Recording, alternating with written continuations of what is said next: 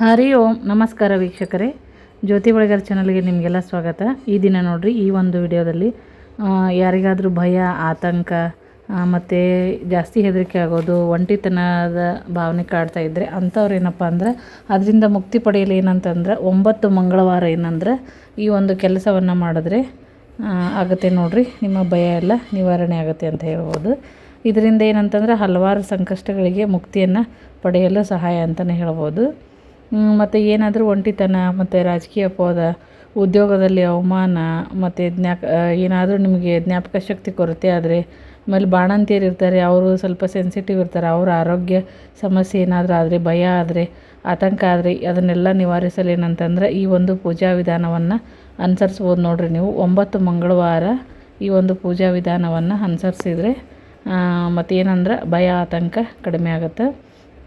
ಸಂಧ್ಯಾಕಾಲದಲ್ಲಿ ಏನಂತಂದ್ರೆ 45 ಎಲೆಗಳ ವೀಳ್ಯದೆಲೆ ಹಾರವನ್ನು ಅರ್ಪಿಸಬೇಕು ಮತ್ತು ಒಂದು ಮಂತ್ರವನ್ನು ಜಪಿಸಬೇಕು.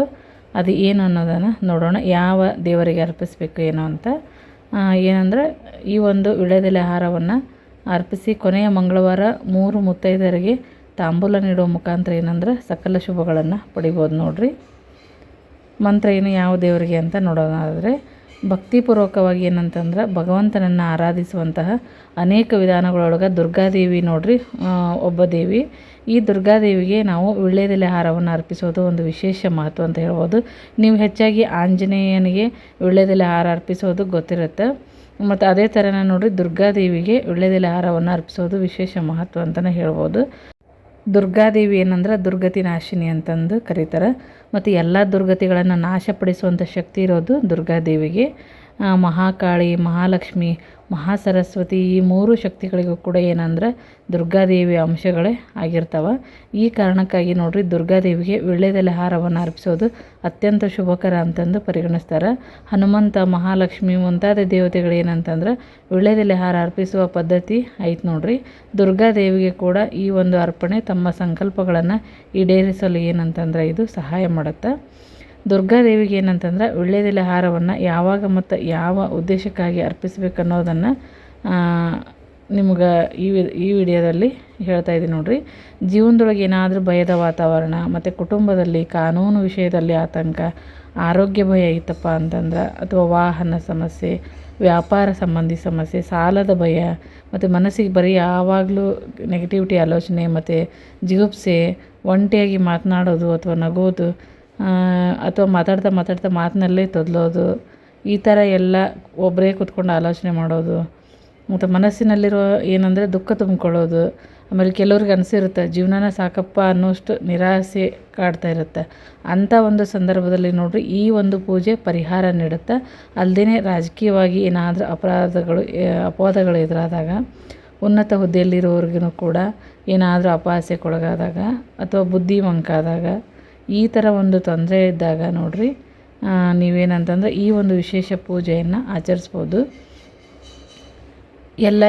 ಎಲ್ಲ ಸಮಸ್ಯೆಗಳಿಗೆ ಇದೊಂದು ಏಕೈಕ ವಿಧಾನ ಅಂತಲೇ ಹೇಳ್ಬೋದು ನೋಡ್ರಿ. 9 ಮಂಗಳವಾರ ಕಾಲ ಸಂಧ್ಯಾಕಾಲದಲ್ಲಿ ದುರ್ಗಾದೇವಿಗೆ ಅಥವಾ ಯಾವುದೇ ಅಮ್ಮನವರ ದೇವಾಲಯದಲ್ಲಿ ಏನಂದ್ರೆ ವೀಳ್ಯದೆಲೆ ಹಾರವನ್ನು ಅರ್ಪಿಸಬೇಕು. ಈ ಹಾರ ನೋಡ್ರಿ 45 ಎಲೆಗಳಿಂದ ಕೂಡಿರಬೇಕು. 4+5 ಅಂದರೆ 9. ಈ ಹಾರವನ್ನು ಹೊಲಿದು ದೇವಿಗೆ ಅರ್ಪಿಸಬೇಕು. ಮತ್ತು ನೈವೇದ್ಯವಾಗಿ ಬೆಲ್ಲದಿಂದ ಮಾಡಿದಂತಹ ಸಿಹಿ ಪಾಯಸವನ್ನು ನೈವೇದ್ಯವಾಗಿ ಅರ್ಪಿಸ್ಬೋದು ನೋಡ್ರಿ. ಆ ನಂತರ ಸ್ವಲ್ಪ ಹೊತ್ತಲ್ಲಿ ಕೂತ್ಕೊಂಡು ಓಂ ಧೂಮ್ ದುರ್ಗಾಯೇ ನಮಃ ಅನ್ನುವಂಥ ಒಂದು ಮಂತ್ರವನ್ನು ಜಪಿಸಬೇಕು. 9ನೇ ಹಾಗೂ ಏನಂತಂದ್ರೆ ಕೊನೆಯ ಮಂಗಳವಾರ ನಿಮ್ಮ ಮನೆಯಲ್ಲಿ 3 ಜನ ಮುತ್ತೈದೆಯರಿಗೆ ಏನಂತಂದ್ರೆ ಬಾಳೆಹಣ್ಣು ಸಮೇತ ತಾಂಬೂಲವನ್ನು ನೀಡಿದರೆ ಎಲ್ಲ ಸಂಕಟಗಳು ಕೂಡ ದೂರ ಆಗ್ತವೆ ಅನ್ನುವಂಥ ಒಂದು ನಂಬಿಕೆ ನೋಡ್ರಿ.